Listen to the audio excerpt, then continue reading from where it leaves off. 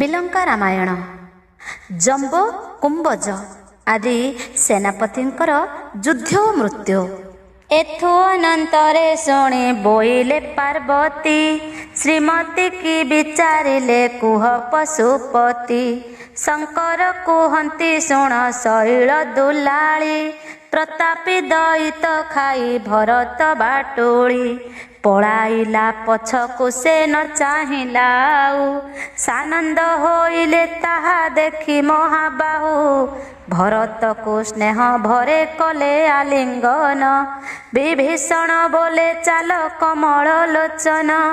ଦେଖିବା ସୁଗ୍ରୀବ ଆଦି କପେ କେଣେ ଗଲେ, ଅସୁର ବିଷମ ଘାତେ ମୋହେ ପଡ଼ିଥିଲେ। ଶୁଣିଣ ଶ୍ରୀରାମ ତହୁଁ ଗଲେ ତରତରେ, ଭରତ ଶତ୍ରୁଘ୍ନ ହନୁ ଘେନି ସଙ୍ଗତରେ। ରଣଭୂଇଁରେ ଦେଖିଲେ ପଡ଼ିଛନ୍ତି ମୋହେ, ପାଞ୍ଚ ଗୋଟା ବୀର ଯୋଗୁ ମହି ଦେବୀ ସୋହେ। ଦେଖିଣ ଶ୍ରୀରାମ ପ୍ରଭୁ ଆକାଶକୁ ଚାହିଁ, ବୋହିଲେ ଅମୃତ ବୃଷ୍ଟି କର ସୁର ସାଇଁ। ତକ୍ଷଣେ ଅମୃତ ଆଣି ସିଞ୍ଚିଲା ବାସବ, ଉଠିଲେ ଅଙ୍ଗଦ ନଳ ନୀଳ ଯେ ଜାମ୍ବବ। ସୁଗ୍ରୀବ ରାଜନ ଉଠି ବସିଲା କତଇଁ, ଯୁଦ୍ଧର କଥା ଶ୍ରୀରାମଚନ୍ଦ୍ର ତାଙ୍କୁ କହି। କି ବୁଦ୍ଧି କରିବା ଦୈତ୍ୟ ମରିବ କେମନ୍ତ, ଏହା ତୁଲ୍ୟ ବୀର ନାହିଁ ଏ ତିନି ଜଗତେ। ଭାଗ୍ୟେ ସିନା ଭରତର ବାଟୁଳିକି ଖାଇ, ପଳାଇଲା ଆମ୍ବ ପାଞ୍ଚ ଜଣେ ଛାଡ଼ି ଦେଇ। ନୋହିଲେ ତାହାର ମୁଖୁ ଆମ୍ଭେ କି ଉଧୁରି, ଯାଇଥାନ୍ତି ଅଯୋଧ୍ୟାକୁ ଏହି ଦେହ ଧରି। ବଦନ ବିସ୍ତାରି ଧାଏଁ କାଳେ ଦଇତ, ଗିରି ଗୁହା ପ୍ରାୟ ଦିଶେ ବଡ଼ ବଡ଼ ଦାନ୍ତ। ସେ କାଳେ ବିକଟ ମୁଖ ବିକଟାଳ ମୂର୍ତ୍ତି, ଦେଖିଲେ ଯମ ଦେବତା ପାଇବେ ଯେ ଭୀତି। ମାନବ କି ତାହା ଦେଖି ରଖିବ ଜୀବନ, କି କରିବା କହ ମିତ ବାନର ରାଜନ। ଆହେ ବିଭୀଷଣ ତୁ ଯେ ଲଙ୍କାର ଈଶ୍ୱର, ଜାମ୍ବବାନ ଅଟନ୍ତି ତ ବୁଦ୍ଧିର ସାଗର।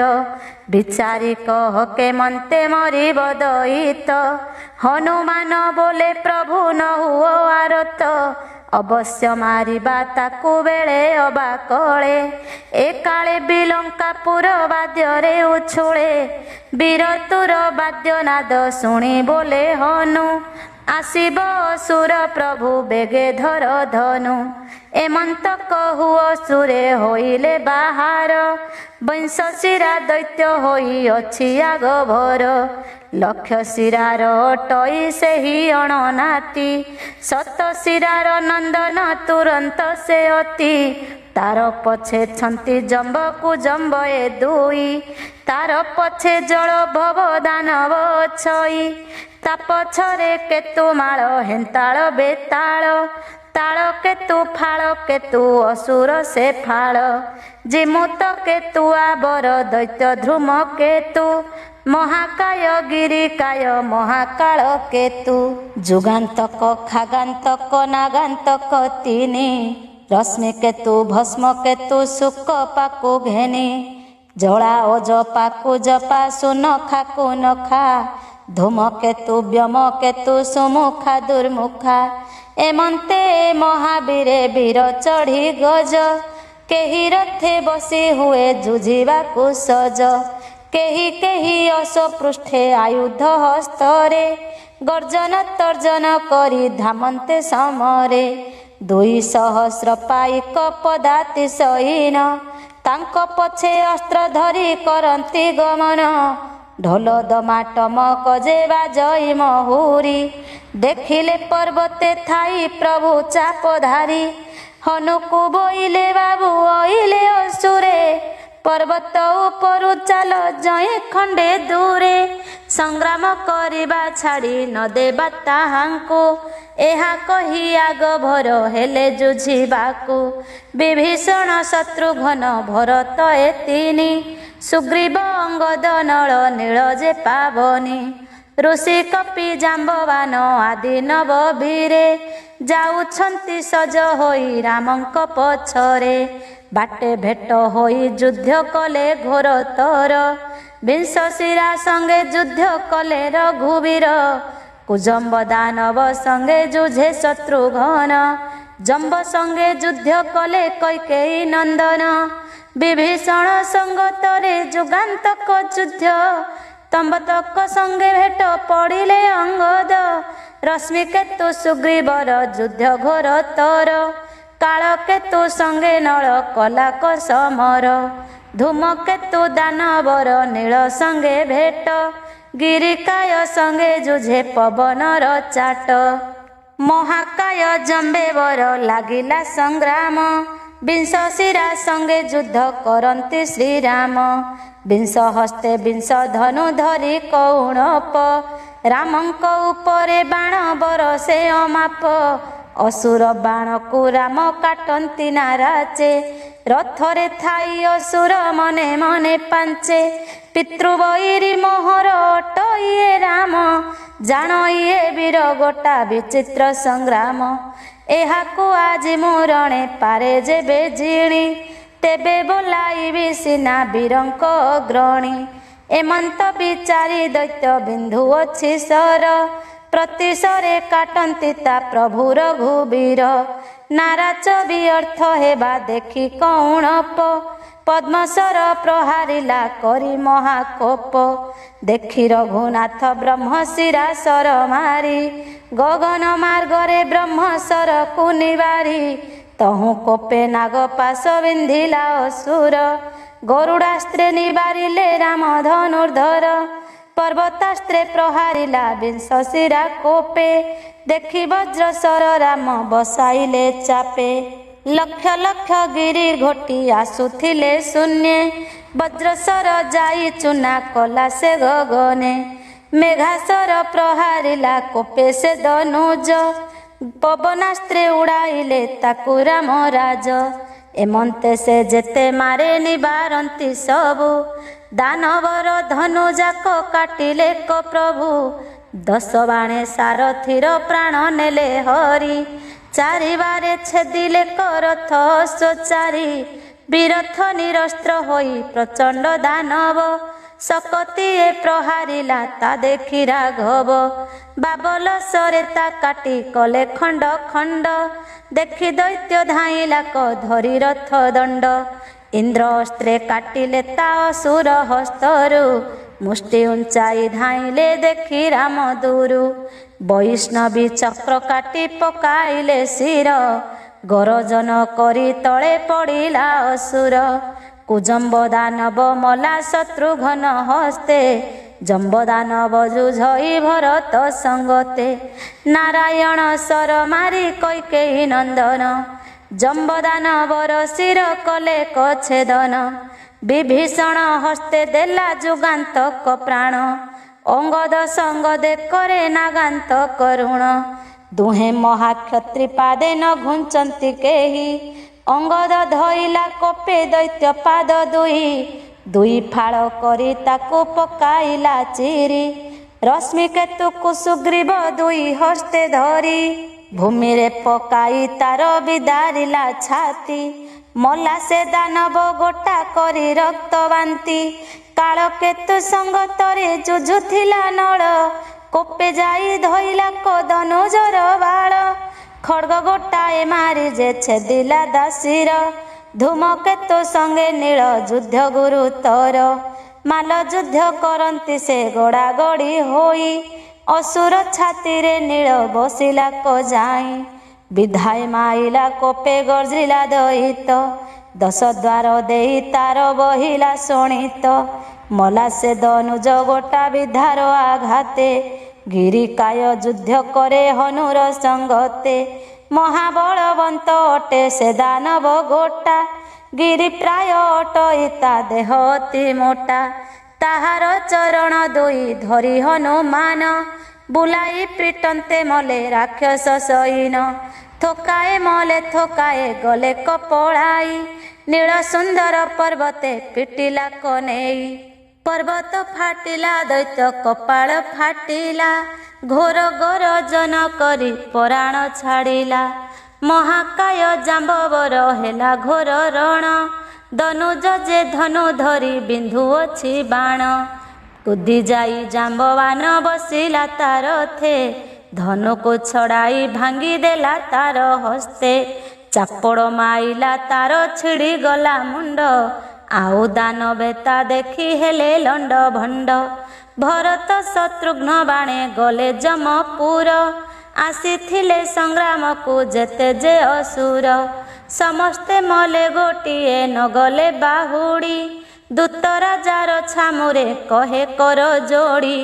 ଭବିର ମଉଡ଼ ମଣି ଅସୁରାଧିରାୟ। ତୋର ସେନାପତି ଯାକ ରଣେ ଗଲେ କ୍ଷୟ। ସମସ୍ତେ ମଲେ ଉଧୁରି ନ ଆସିଲେ କେହି। ବିଂଶ ଶିରା ମଲା ତୋର କି କହିବି ମୁହିଁ। ଶୁଣି ଲକ୍ଷ ଶିରା ଢଳି ପଡ଼ିଲା ଭୂମିରେ। କଳପା ସିଞ୍ଚିଲା ନୀର ଆଣି ତା ମୁଖରେ। ଘଡ଼ିକେ ଚେତନା ପାଇ ବୋଇଲେ ରେ ବାବୁ। ତୁହି ଏକା ଥିଲୁ ପୁତ୍ର ନାତି ମଲେ ସବୁ। ଶୋକ ସମୁଦ୍ରରେ କୂଳ ବୁଡ଼ିଲା ମୋହର। ନର ହସ୍ତେ ପ୍ରାଣ ଦେଇ ହୋଇ ଏଡ଼େ ବୀର। ବହୁତ ପ୍ରତିଜ୍ଞା କରି ଯାଇଥିଲୁ ବାବୁ। ବୁଦ୍ଧିବଳ ପରାକ୍ରମେ ହରାଇଲୁ ସବୁ। ତୁହି ସିନା ବାବୁ ମୋର ପିଣ୍ଡର କାରଣ। ତୋତେ ହରାଇ ରହିଛି ଏ ନିର୍ଲଜ ପ୍ରାଣ। ଏମନ୍ତେ ବହୁତ ଶୋକ କଲା ଦୈତ୍ୟପତି। ପାତାଳ କେତୁ ନାମରେ ଅସୁର ଦୁର୍ମତି। ବୋଇଲା କିମ୍ପାଇଁ ଶୋକ କର କାରଣେ। ସମ୍ମୁଖ ସଂଗ୍ରାମେ ପ୍ରାଣ ଦେଲେ ବୀରଗଣେ। ଏଥିପାଇଁ କିମ୍ପାଇଁ ଶୋକ କର କାରଣେ। ସମ୍ମୁଖ ସଂଗ୍ରାମେ ପ୍ରାଣ ଦେଲେ ବୀରଗଣେ। ଏଥିପାଇଁ କିମ୍ପା ଶୋକ କରିବା ରାଜନ। କାଲି ମୋହି ସଂଗ୍ରାମକୁ କରିବି ଗମନ। ନରବାନରଙ୍କୁ ମାରି ରଖିବଇଁ କଥା। ମୋ ବଂଶ ନାସିଲା ତାର କାଟିବଇଁ ମଥା। ମୋର ଶତପୁତ୍ର ଥିଲେ ମହା ମହାବୀର। ତାହାଙ୍କୁ ମାଇଲା ସେହି ଛାର ହୋଇ ନର। ପୁତ୍ର ଶୋକ ନିବାରିବି ତାରୁ ଧୀର ପିଇ। ଏମନ୍ତ ଶୁଣି କଳପା ଅସୁର ବୋଲଇ। ମୁହିଁ ଯିବି ତୋର ସଙ୍ଗେ କରିବି ସମର। ଶୁଣି ସାନନ୍ଦ ହୋଇଲା ବିଲଙ୍କା ଈଶ୍ୱର। ଦୁହିଁଙ୍କର ଶିରେ ନେଇ ବାନ୍ଧିଦେଲା ପାଟ। ଦୁହେଁ ତ ମନ୍ତ୍ରୀ ଜାଣନ୍ତି ବହୁତ କପଟ। କୁଟ ମାୟାରେ ପୁଣ ଅଟେ ସେ ଦେ ଦୁଇ। ମାୟା ବିସ୍ତାରିଲେ ସେହି ପୁର ମଧ୍ୟେ ଥାଇ। ମାୟା ରଥ ଚଢ଼ି ଦୁହେଁ କରନ୍ତି ଗମନ। ମାୟାରେ ସେ ଭିଆଇଲେ ବହୁତ ସଇନ। ବିଚାର କରନ୍ତି ଦୁହେଁ ଚାଲ ଆମ୍ଭେ ଯିବା। ରାମଙ୍କ ସଙ୍ଗତେ ଯେ ସମର ଯେ କରିବା। ବୋଲୋଇ ପାତାଳ କେତୁ କପାଳକୁ ଚାହିଁ। ମାୟା ସୈନ୍ୟ ଘେନି ଯୁଦ୍ଧ କରୁଥିବୁ ତୁହି। ମୁଁ କପଟେ ଘେନି ଯିବି ରାମକୁ ପାତାଳେ। ଅନ୍ଧକୂପେ ପକାଇଣ ଆସିବି ଭୂତଳେ। ତୁହି ଅଙ୍ଗ ଲୁଚା ଦେଇ କରୁଥିବୁ ରଣ। ମାୟା ଥାଟ ଗୋଟାକୁ ଆଗେ ଯେ ଚଳାଇଣ। ଏମନ୍ତ ବିଚାରି ଦୁହେଁ ହୋଇଲେ କାହାର। ଏମନ୍ତ ବିଚାରି ଦୁହେଁ ହୋଇଲେ ବାହାର। ଗଜ ଅଶ୍ୱରଥ ପାରୁ ରଥି ଯେ ଅପାର। ଜୟ ଜୟ ରାମଚନ୍ଦ୍ର ଜୟ ଚାପଧାରୀ। ଏ ଭବ ଜଳରୁ ମୋତେ କର ବେଗେ ପାରି। ବୀର ମହାବୀର କେତେ କେ ପାରିବ ଗଣି। ରାମ ପାଦେ ମନ ରଖି ଚକ୍ରଧର ଭଣି। ପାତାଳ କେତୁ ଓ କଳ୍ପାସୁର ମାୟାଯୁଦ୍ଧ ରାମ ଭରତ ଶତ୍ରୁଘ୍ନ ଓ ସୁଗ୍ରୀବର କୂପେ ପଡ଼ିବା ଏବଂ ବିଭୀଷଣ ପ୍ରଭୃତିଙ୍କ ମୋହ। ଏଥୁ ଅନ୍ତେ ଯାହା ହେଲା ଶୁଣ ଶାକମ୍ଭରୀ। ପ୍ରଚଣ୍ଡ ପର୍ବତେ ଥିଲେ ପ୍ରଭୁ ଚାପଧାରୀ। ଚାହିଁଲେ ଦାନବ ଥାଟେ ନଦୀ ସଇ ଦିଗ। ପାତାଳ କେତୁର ରଥ ହୋଇଅଛି ଆଗ। ମାୟା ରଥ ଗୋଟି ଦିଶେ ଅତ୍ୟନ୍ତ ସୁନ୍ଦର।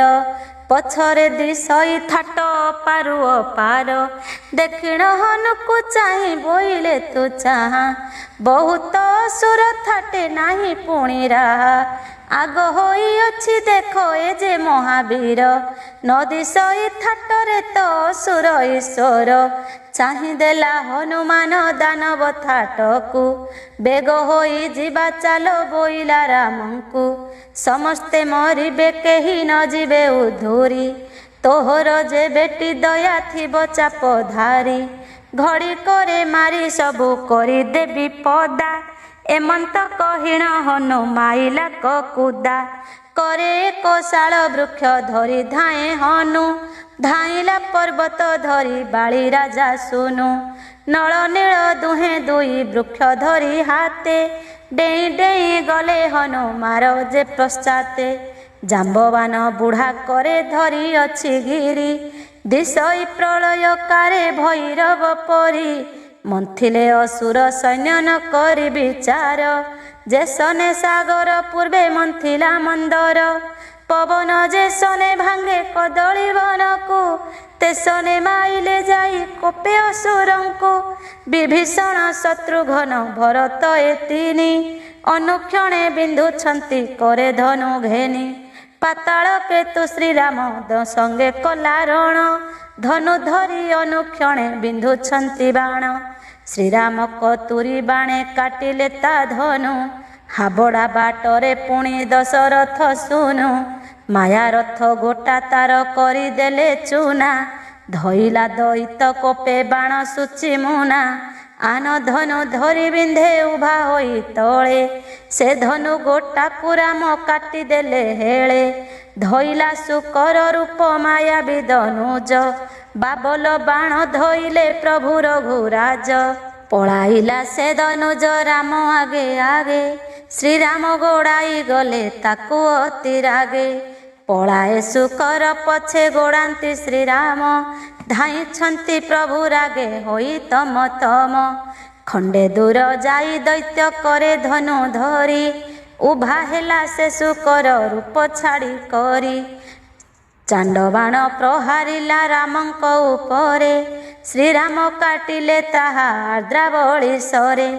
ତା ଦେଖି ବିଂଶତି ବାଣ ମାଇଲା ଅସୁର, ପାଞ୍ଚ ବାଣେ ଛେଦିଲେ ତା ପ୍ରଭୁ ରଘୁବୀର। 10 ବାଣେ ଧନୁ କାଟି କଲେ ଛିନ୍ନ ଛିନ୍ନ, ଶୁକର ରୂପରେ ଦୈତ୍ୟ ଛାଡ଼ିଲା ଗର୍ଜନ। ଶ୍ରୀରାମ ବୋଇଲେ କୋପେ ଯିବୁ ଆଜ କାହିଁ, ତିନି ଭୁବନରେ ତୋତେ ରଖିବାକୁ ନାହିଁ। ଶୁକର ରୂପେ ଦାନବ ଗଲା ଖଣ୍ଡେ ଦୂର, ଗୋଡ଼ାନ୍ତି ଅସୁର ପଛେ ପଛେ ରଘୁବୀର। ସେ ରୂପକୁ ଛାଡ଼ି ପୁଣି ଦୈତ୍ୟ ରୂପ ଧରି, ଗଦା ଏକ ବୁଲାଇଲା ଚକ୍ର ପ୍ରାୟ କରି। ଦାନବ ଗଦାକୁ ରାମ କାଟିଦେଲେ ବାଣେ, ଧଇଲା ଶୁକର ରୂପ ଦୈତ୍ୟ ତତକ୍ଷଣେ। ପଳାଇଲା ଶ୍ରୀରାମଙ୍କ ଆଗେ ଆଗେ ପୁଣି, ଗୋଡ଼ାଇଲେ ତାହାକୁ ଯେ ପ୍ରଭୁ ଚକ୍ର ଘୁମଣି। ବହୁତ ବନ ପର୍ବତ ବୁଲାଇଲା ଦୈତ୍ୟ, ଭ୍ରମନ୍ତି ମାୟାରେ ପଡ଼ି ପ୍ରଭୁ ରଘୁନାଥ। କ୍ଷଣକେ ଶୁକର ହୁଏ କ୍ଷଣକେ ଅସୁର, ଧନୁ ଧରି ରାମ ସଙ୍ଗେ କରଇ ସମର। ଏମନ୍ତେ ରାମଙ୍କୁ ନେଲା ବହୁ ଦୂର ଯାଏ, ଜାଣି ନ ପାରନ୍ତି ଦୈତ୍ୟ ମାୟା ରାମ ରାଏ। ପଶିଲା ଶୁକର ରୂପେ ପାତାଳ ବିବରେ, ଗର୍ତ୍ତ ମଧ୍ୟେ ପଶିଗଲେ ରାମ କୋପ ଭରେ। ଘୋର ଅନ୍ଧକାର ତହିଁ ନଦୀ ସହି ପଥ, ଆଗରେ ଦଇତ ଯାଏ ପଛେ ରଘୁନାଥ। ଗର୍ଜନ ତର୍ଜନ କରି ଯାଉଛି ଅସୁର, ଶବଦ ବାରି ଧାମନ୍ତି ରାମ ଧନୁର୍ଧର। ଏମନ୍ତେ ପ୍ରଭୁଙ୍କୁ ନେଇ ଦୈତ୍ୟ ମାୟା ରୂପେ, ପକାଇ ଦେଲା ପାତାଳ ପୁରେ ଅନ୍ଧକୂପେ। ମହାଭୟଙ୍କର କୂପ ଯୋଜନେ ଗଭୀର, ସୂର୍ଯ୍ୟଙ୍କର ତ୍ରାସ ନାହିଁ ମହା ଅନ୍ଧକାର। ଜଳ ପବନ ହିଁ ନାହିଁ ସେ କୂପ ଭିତରେ, ପଡ଼ିଲେ କ ପ୍ରଭୁ ତହିଁ ଅସୁର ମାୟାରେ। ସେ କୂପ ଭିତରେ ଅଛି ଏକ ମହାନାଗ, ମିଳିଲା ସେ ସର୍ପ ଆସି ଶ୍ରୀରାମଙ୍କ ଆଗ। ଦେଖିଣ ସେ ଦୁର୍ବାଦଳ ଶ୍ୟାମଳ ମୂରତି, କମଳ ନୟନ ଦୀର୍ଘ ବାହୁ ଦୀର୍ଘ ଛାତି। ମନେ ବିଚାରିଲା ଏତ ପରମ ପୁରୁଷ, ଏ କୂପ ମଧ୍ୟ କେମନ୍ତେ କଲେ ଆସିବାସ। ଯୋଗ ବଳେ ଜାଣିଲା ସେ ମହାଯୋଗୀ ନାଗ, ଭାଳିଲା ମୋହରି ଆସି ଉଦେ ହେଲା ଭାଗ୍ୟ। ରାମ ରୂପୀର ବିଷ୍ଣୁଙ୍କୁ ମୁକଲି ଦର୍ଶନ। ପାପ ତୁଳା ରାଶି କି ଯେ ପ୍ରଭୁ ହୁତାସନ। ପାମର ରାକ୍ଷସ ଆଣି ପକାଇଲା ଏଥେ। ଏହାଙ୍କୁ ଏଠାରେ ମୁହିଁ ରଖିବି କେମନ୍ତେ। ଏମନ୍ତ ବିଚାରି ସେହି ନାଗରାଜ ନେଇ। ସେ କୂପ ମଧ୍ୟରେ ତାଙ୍କୁ ଯତନେ ରଖଇ। ରାକ୍ଷସ ମାୟାରେ ଜ୍ଞାନ ଯାଇଅଛି ହଜି। କାହିଁ ସେ ଅଛନ୍ତି କିଛି ନ ପାରନ୍ତି ବୁଝି। ପ୍ରଭୁଙ୍କୁ ଅନ୍ଧକୂପରେ ପକାଇ ଅସୁର। ପାତାଳ ପୁରୁ ସେ ପୁଣି ହୋଇଲା ବାହାର। ମାୟା ବିକଳପାସୁର କରିଅଛି ମାୟା। ଲୁଚାଇ ରଖିଛି ତହିଁ ଆପଣାର କାୟା। ଭରତ ଶତ୍ରୁଘ୍ନ ବାଣେ ମୁଣ୍ଡ ପଡ଼େ ଛିଡ଼ି। କପିବୀରେ କାହାକୁ ବା ମାରନ୍ତି କଚାଡ଼ି। ବିଭୀଷଣ ବାଣେ ଛିଡ଼ି ପଡ଼ନ୍ତି ବା କେତେ। ବହୁତ ମରି ପଡ଼ନ୍ତି ହନୁମାନ ହାତେ। ଲକ୍ଷ ଲକ୍ଷ କୋଟି କୋଟି ମରନ୍ତି ଅସୁର। ଶୁଣନ୍ତି ପାର୍ବତୀ ଦେବୀ କହନ୍ତି ଶଙ୍କର। ଅପୂର୍ବ ଉତ୍ତର କାଣ୍ଡ ବିଲଙ୍କାର ବାଣୀ। ମନ ଦେଇ ଶୁଣ ହିମବନ୍ତର ଦୁଲଣୀ। ସୁଗ୍ରୀବ ଅଙ୍ଗଦ ନଳ ନୀଳ ଜାମ୍ବବାନ। ତରୁଶିଳା ଧରି କୋପେ କରିଣ ଗର୍ଜନ। ମାରନ୍ତି ଅସୁର ବଳ କୋଟି କୋଟି ରଣେ। ମଡ଼ାର ଉପରେ ମଡ଼ା ପଡ଼େ ଅନୁକ୍ଷଣେ। ଯେତେ ମରୁଛନ୍ତି ତେତେ ଆସୁଛନ୍ତି ମାଡ଼ି। ପବନର ଘାତେ ଯେହ୍ନେ ଉଡ଼ଇଲ ହରି। ଅସୁର ମାୟାରେ ହୋଇଛନ୍ତି ହତ ଜ୍ଞାନ। ଜାଣି ନ ପାରନ୍ତି କେହି ଏ ମାୟା ଶୟନ। ପାତାଳ କେତୁ ଯେ ଆସି ମିଳିଲା ସମରେ। ଧନୁଶର ଧରି ଯାଇ ଭରତ ଆଗରେ। ମାୟା ରଥେ ବସି ବୋଲେ ଆରେ ରେ ମାନବ। ଏହି କ୍ଷଣି ତୋତେ ଯମ ଘର ଦେଖାଇବ। ଏହା କହି କୋଟି କୋଟି ବାଣ ବିନ୍ଧେ ସନ୍ଧି। କାଟିଲେ ଯେ ଭରତ ତୀକ୍ଷ୍ଣ ସର ଯେ ବିନ୍ଧି। ଏମନ୍ତେ ସେ ଦୁହିଁଙ୍କର ଘୋର ଯୁଦ୍ଧ ହେଲା। ମହାକୋପେ ଭରତ ତା ଧନୁକୁ କାଟିଲା। 10 ଗୋଟା ବାଣେ ତାର ରଥ କଲା ଚୁନା। କୋପେଣ ଦାନବ କରି କହଇ ଭର୍ସନା। ପରିଘ ବୁଲାଇ ଧାଇଁ ଆସେ ମହାବଳୀ। ଭରତ ମାଇଲେ କୋପେ ବାଣ ଜ୍ୱାଳା ବଳି। ବାନବର ପରିଘକୁ କଲେ ଖଣ୍ଡ ଖଣ୍ଡ। ଦେଖିଣ ଭରତ ଭୟେ ହେଲା ଲଣ୍ଡ ଭଣ୍ଡ। ଏ ସମୟେ 5 ବାଣ ମାଇଲେ ଭରତ। ଅସୁର ଶରୀରେ ପଶି ପିଇଲେ ରକତ। ତକ୍ଷଣେ ପାତାଳ କେତୁ ଶୂକର ହୋଇଲା। ଭରତର ଆଗେ ଆଗେ ଦୈତ୍ୟ ପଳାଇଲା। ଦେଖି କୋପେ ଧନୁ ଧରି କୈକେୟୀ ନନ୍ଦନ। ଦାନବର ପଛେ ପଛେ କରନ୍ତି ଗମନ। କେତେବେଳେ ଦୃଶ୍ୟ ପୁଣି ଅଦୃଶ୍ୟ ହୁଅଇ। ଅସୁର ରୂପରେ ପୁଣି ପାଖକୁ ଆସଇ। ଅସ୍ତ୍ର ଧରି କେତେବେଳେ କରଇ ସମର। ପଳାଇ ଯାଏ ସେ ପୁଣି ହୋଇଣ ଶୂକର। ଅସୁର ପଛକୁ ଧରି ଗୋଡ଼ାନ୍ତି ଭରତ। ଏମନ୍ତେ ସେ ଜିଣି ଗଲେ ବନ ପର୍ବତ। ବୁଲାଇ ବୁଲାଇ ନେଇ ପଶିଲା ବିବରେ। ଭରତ ହିଁ ପଶିଗଲେ ଦାନବ ପଛରେ। ଘୋର ଅନ୍ଧକାର ବାଟ ଘାଟ ନ ଦିଶଇ। ଶୂକର ରୂପରେ ଦୈତ୍ୟ ଗର୍ଜନ ଛାଡ଼ଇ। ଆରେ ରେ ମାନବ ବୋଲି ଦେଉଅଛି ଗାଳି। ଶୁଣି ଭରତ ଧାମନ୍ତି କୋପେ ପର ଯୋଳି। ଏମନ୍ତେ ସେ ଭରତଙ୍କୁ ନେଇ ବହୁ ଦୂର। ବିଷ କୂପେ ପକାଇଲା ପାମର ଅସୁର। ଜଳ ନାହିଁ କୂପ ଯାକ କାଳ କୂଟ ବିଷ। ପଡ଼ିଲେ ସେ କୂପେ ଯାଇ କୈକେୟୀର ଶୀଷ। ଗରଳ ଭେଦିଲା 10 ଦ୍ୱାରକୁ ନିରୋଧି। ଦାରୁଣ ବିଷର ଜ୍ୱାଳା ବ୍ରହ୍ମରନ୍ଧ୍ର ଭେଦି। ଚେତା ହରାଇଣ ବୀର ପଡ଼ିଲେ କଢଳି। ଦେଖିଣ ତକ୍ଷକ ନାଗ ରାଜାର ଦୁଲାଳି। ପିତାଙ୍କୁ କହିଲା ଯାଇ କାଲି ଏକ ନର। ଆମ୍ଭର ଯେ ବିଷ କୂପ ମହାଭୟଙ୍କର।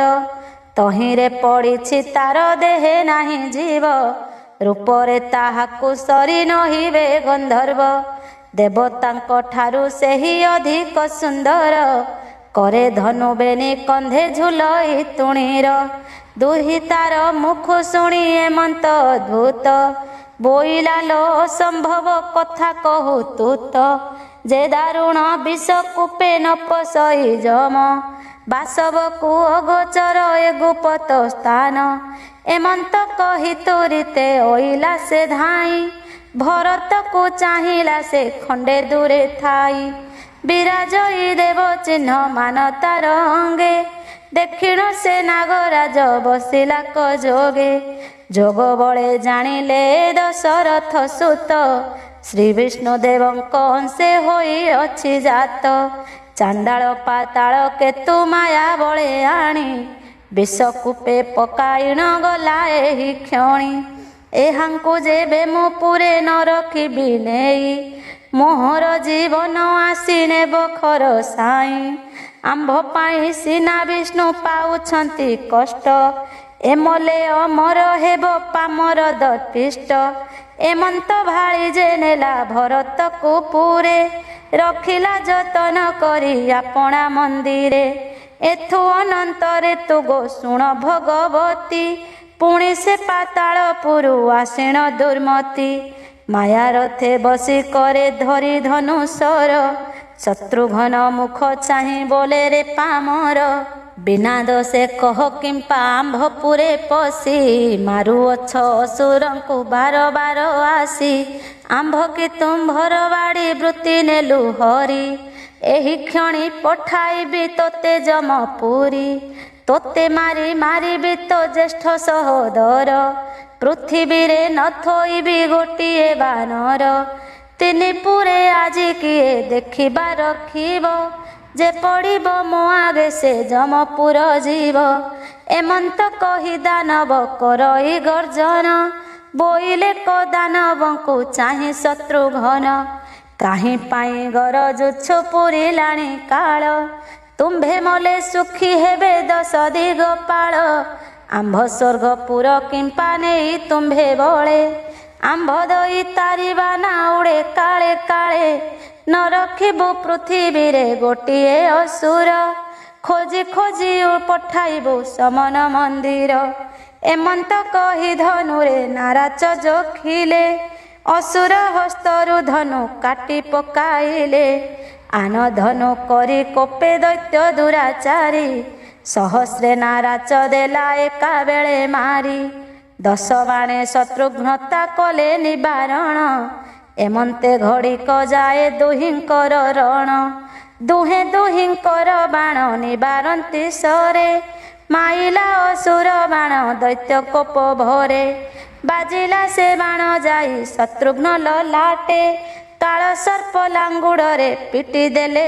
ଚାଟେ ଯେସନ ଗର୍ଜନ କରି ଫଣା ଦିଏ ଟେକି ତେସନ ଗରଜି କୋପେ ଶତ୍ରୁଘ୍ନ ଧାନୁକି ଏକ ବାଣେ ଦାନବର ଭାଙ୍ଗି ଦେଲେ ରଥ 4 ବାଣେ ଦାନବକୁ କଲେ ଜର୍ଜରିତ 5 ବାଣେ ଧନୁ ତୃଣ କାଟିଲେ ତାହାର ଭୟରେ ପାତାଳ କେତୁ ହୋଇଲା ଶୁକର ଶତ୍ରୁଘ୍ନ ଆଗେ ଆଗେ ଗଲା କପଳାଇ ଅସୁରକୁ ଶତ୍ରୁଘ୍ନ ଗଲେ କଗୋଳାଇ ବନେ ଯେହ୍ନେ ମୃଗ ପଛେ ଧାଇଁ ଥାଏ ବ୍ୟାଧ ନମାନଇ ତରୁଲତା ଗିରି କଣ୍ଟା ବନ୍ଧ ତେସନ ଧାମନ୍ତି ପଛେ ପଛେ ଶତ୍ରୁଘ୍ନ ଶୁକର ରୂପରେ ଦୈତ୍ୟ କରଇ ଗମନ ପଶିଲା ସେ ବେଗେ ଯାଇ ପାତାଳ ବିବରେ ଶତ୍ରୁଘ୍ନ ପଶିଗଲେ ତାହାର ପଛରେ ଘୋର ଅନ୍ଧକାର ପଥ କିଛି ନ ଦିଶଇ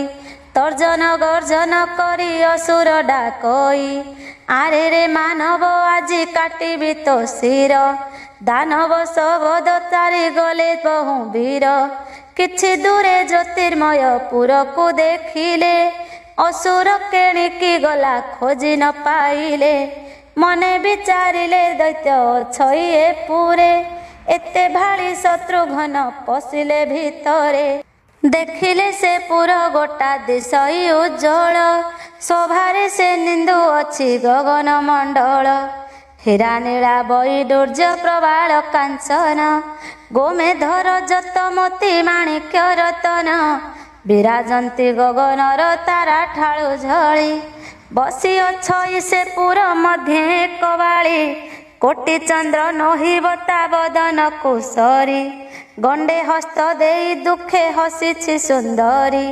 ନୟନ କମଳ ଠାରୁ ଅଧିକ ସୁନ୍ଦର। ଦଶନ ପନ୍ତି କି ତାର ମୁକୁତାର ହାର। ଧୀରେ ଧୀରେ ଝୁଲୁଅଛି ନାସାମଣି ଗୋଟି। ବଧୂଲିଅ ଧରି ସେହି ବାଳା ବିମ୍ବ ଓଷ୍ଠୀ। ଅଷ୍ଟରତନର ହାର ପଡ଼ିଅଛି ଉରେ। ଅନୁପମ ରୂପ ତାର ନାହିଁ ତିନି ପୁରେ। ସାକ୍ଷାତ ସେ ହେମଲତା ଅଟଇ ସୁନ୍ଦରୀ। ଶତ୍ରୁଘ୍ନ ତାହାକୁ ଦେଖି ମନରେ ବିଚାରି। ଅସୁର ତ ନାହିଁ ଏଥେ କାହାର ପୁର। କେବଳ ଦେବୀ ଅବା ଅଟଇ ଯେ ମନ୍ଦିର। ଏକମାତ୍ର ଅଛି ଏହି ପୁରେ ସୁନ୍ଦରୀ। ନାଗକନ୍ୟା କିବା ସ୍ୱର୍ଗପୁରେ ସୁନ୍ଦରୀ। କେମନ୍ତେ ଏହାକୁ କଥା କହିବି ଏକାନ୍ତେ। ନ କହିଲେ ଆଉ କେହି ନାହାନ୍ତି ତ ଏଥେ। ଏତେ ଭାଳି ପଚାରିଲେ କହ ଗୋ ସୁନ୍ଦରୀ। କାହାର ଦୁହିତା ତୁମ୍ଭେ କାହାର ଗୋ ନାରୀ। ଏ ସୁନ୍ଦର ପୁର ଗୋଟି ଅଟଇ କାହାର। କ୍ଷୁଧା ତୃଷ୍ଣା ହର ଇଏ ଅପୂର୍ବ ମନ୍ଦିର। ଦେବୀ କି ଦାନବୀ ତୁମ୍ଭେ ମାନବୀ କି କହ। ମୁହିଁ ତ ଶତ୍ରୁଘ୍ନ ଦଶରଥ ରାଜା ପୁଅ। ଶ୍ରୀରାମଙ୍କ ସାନ ଭାଇ ଥିଲି ବିଲଙ୍କାରେ। ଝୁଲୁଥିଲି ମୁଁ ପାତାଳ କେତୁ ସଙ୍ଗତରେ। ଶୁକର ରୂପରେ ସେହି ପଳାଇ ଅଇଲା। ଏପୁରେ ପଶିଲା ଦୈତ୍ୟ ତହୁଁ କେଣେ ଗଲା। ଜାଣିଥିଲେ କହ ମୋତେ ଅନୁଗ୍ରହ କରି। ଧୀରେ ଧୀରେ କହେ କପି ଭାସି ସେ ସୁନ୍ଦରୀ। ଆହେ ରାଜପୁତ୍ର ଶୁଣ ମୋହର ଯେ ଦୁଃଖ। ଶୁଣିଲେ ନୟନ ନୀରେ ତିନ୍ତାଇବ ମୁଖ। ମୁଁ ଯେ ଗନ୍ଧର୍ବ କନ୍ୟା ନାମ ଯେ ରତ୍ନାବତୀ। ବିଶ୍ୱାମିତ୍ର ଗନ୍ଧର୍ବ ଯେ ମୋର ନିଜ ପତି। ମାୟା ବିପାତାଳ କେତୁ ଜାଣେ କେତେ ମାୟା। ଚଣ୍ଡାଳ ଦାନବ ଚିତେ ନାହିଁ ଟିକେ ଦୟା। ତାହାର ମାୟାରେ କେହି ନ ପାରିଲେ ପଶି। ଇନ୍ଦ୍ର ଆଦି ଦେବତାଙ୍କୁ ଜିଣିଲା ସେ ଦୋଷୀ। ମାୟାଧର ବିଷ୍ଣୁ ଜିଣି ପାରଇ ମାୟାରେ। ରହିଥାଇ ସେ ଦାନବ ଏ ପାତାଳ ପୁରେ। ଧଇଲେ ଶୁକର ରୂପ ମୋହିବ ସଂସାର। ପଡ଼ିଯିବେ ତାର ମାୟା ଜାଲେ ବ୍ରହ୍ମାହର। କି କହିବି ମାୟା ବଳେ ହରି ଆଣେ ମୋତେ। ରଖିଅଛି ଏହିଠାରେ ଅଷ୍ଟମୀ ପର୍ଯ୍ୟନ୍ତ। ଆଜକୁ ଅଛଇ ଆଉ 15 ଦିବସ। ବଳାତ୍କାରେ ମୋତେ ଧରି ହରିବ ରାକ୍ଷସ। ଭଣ୍ଡାଇ ମୁଁ ଦାନବକୁ ରଖିଛି ମହତ। କହିଛି ଅଛଇ ମୋର ଏକମାତ୍ର ବ୍ରତ। ତେଣୁ ମୋର ସତୀପଣ ଅଛି ଆହେ ବୀର। 15 ଦିବସ ହେଲା ଆଣିଲା ଅସୁର। ପ୍ରାଣ ରଖି ନଥାନ୍ତି ମୁଁ କହୁଅଛି ସତ। ନାରଦ ମୁନିଙ୍କ ଯୋଗୁଁ ଅଛି ମୁଁ ଜୀବିତ। ସେ ଆସି ଦିନେ ମୋ ପାଶେ କହିଲେ ଏକାନ୍ତେ। ଆଗ ରତ୍ନାବତୀ ପ୍ରାଣ ରଖ ଦିନା କେତେ। ମରିବ ଅଳପ ଦିନେ ମାୟାବୀ ଅସୁର। ସବଂଶେ ମାରିବେ ତାକୁ ରାମ ରଘୁବୀର। ଯେଦିନ ଭେଟିବୁ ତୁହି ଶ୍ରୀରାମଙ୍କ ଭାଇ। ଯତନେ ପୁର ମଧ୍ୟ ଥିବୁ ତାଙ୍କୁ ଯେ ଥୋଇ। କେହି ନ ଦେଖିବେ ତାକୁ ଆଣିବୁ ଗୁପତେ। ନ ଜାଣିବେ ଜଗିଥିବା ଅସୁରୀ ଯେ ମନ୍ତେ। ଦାନବର ମାୟାମୟ ପୁର ଏହି ଜାଣ। ଏଥେ ପଶି ନ ପାରଇ କେଭେ ଜନ୍ତୁରାଣ। ଇନ୍ଦ୍ର ଚନ୍ଦ୍ର ବରୁଣ ବା କୁବେର ପବନ। ବ୍ରହ୍ମା ବିଷ୍ଣୁ ମହେଶ୍ୱର ସୂର୍ଯ୍ୟ ହୁତାସନ। ଏହି କ୍ଷଣି ଦେଖୁଅଛ ନ ଦେଖିବ ଏଥେ। ଚାହୁଁ ଚାହୁଁ ଅଦୃଶ୍ୟ ହେବ ଦୃଷ୍ଟି ପଥେ। ଅଦ୍ଭୁତ ମାୟା ଜାଣଇ ଦୁର୍ଦାନ୍ତ ଦାନବ। ପଶିଲେ କଦାପି ଏଥୁ ବାହାରି ନ ଯିବ। ବଳେ ଅବା ଯିବା ପାଇଁ କରିବ ଯେ ମନ। ମାୟା ଜାଲ ତା ପାଦକୁ କରିବ ବନ୍ଧନ। ଯାଇ ନ ପାରିବ ସେହି ରହିବ ଏ ପୁର। ମରିବ ସେ ଜାଣ ଦୁଷ୍ଟ ଦାନବ ହସ୍ତର। ଏବେ ମୋର ବୋଲ ମାନି ରହିଥା ଗୁପତେ। ଚଣ୍ଡାଳ ଅସୁର ଗୋଟା ମାରିବା ପର୍ଯ୍ୟନ୍ତେ। ଶତ୍ରୁଘ୍ନ ତା କଥାରେ କଲେ ସନମତ। ପୁର ମଧ୍ୟ କଲା ତାକୁ ଗନ୍ଧର୍ବୀ ଗୁପତ। ଏଥୁ ଅନନ୍ତରେ ତୁ ଗୋଗିରି ଯେ ମା ଶୁଣ।